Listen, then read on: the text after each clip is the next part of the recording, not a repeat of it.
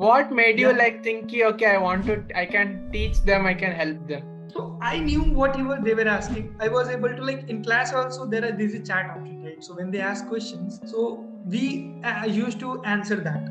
So I used to answer it very quickly. Like sometimes, as it came to my mind, I used to monitor the chat as well because I like helping people. Like not helping, like because I see that in the journey of answering their questions, I also am able to dig deeper inside me to get the clarity. So that is something intrigues me. So I used to answer them, and that made me think that if I'm able to teach them also, that will improve my communication skill as well. And the learning thing, it's like dono haathon mein laddu, right? So that's what I thought to that, and I saw it as an opportunity. So I grabbed it, started teaching them.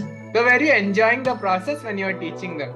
Yeah, actually, initially, like when you start something as big program, sometimes your energy starts getting low. You have to maintain your energy, right? So that is something which helped me to maintain it. It was like exciting because before coming to class, I will have to teach them also, like in the morning. Then in the evening, they will be coming.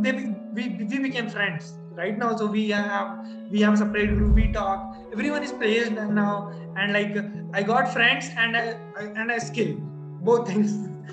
so So how did you teach? Like it was, you used to do Zoom call? How was it like? yeah, correct. A Zoom call. Zoom call has a problem that because I didn't had membership, so it used to end early. So sometimes Google Meet or generally Zoom call because I used to record that video. So some people wanted me to record it as well. Even I'm teaching, they wanted it to be recorded. So anyway, service teaching, but so I used to record that. And also I bought a writing pad. Right now I'm not having it. It's my home actually in Jamshedpur only. So to write in the screen, like normally if you do it with your mouse it's difficult, but if you have that pad now you can write things. So I used to do that and like proper dedicated teaching way. Okay, so now you are learning as well as teaching. Yeah, correct. Okay. Yeah, like we made a group. Not every time I was teaching. Sometimes that if something I didn't understand, if someone understood there, they would also come up and teach. They would also say, okay, this is something. So it's like we created some sort of constructive group. So everyone was someone we were trying to study on our own also. If you are not understanding something, we will sit there and listen someone who understands, and like vice versa. But good that when you teach, you learn better. That is what they say. Correct. Then you understand, you start seeing the topic in different dimensions, right? So normally if I am teaching something, if you are learning something, it is single dimensional. But if you want to explain something to someone, you will have to dig deeper to understand, like what exactly is it. Otherwise, how you will make someone understand it? That is there. So if I ask you in summary, like 3 things that you liked about the program journey at Edyoda. So the first thing is that I liked was instructor. Absolutely, like he's a gem.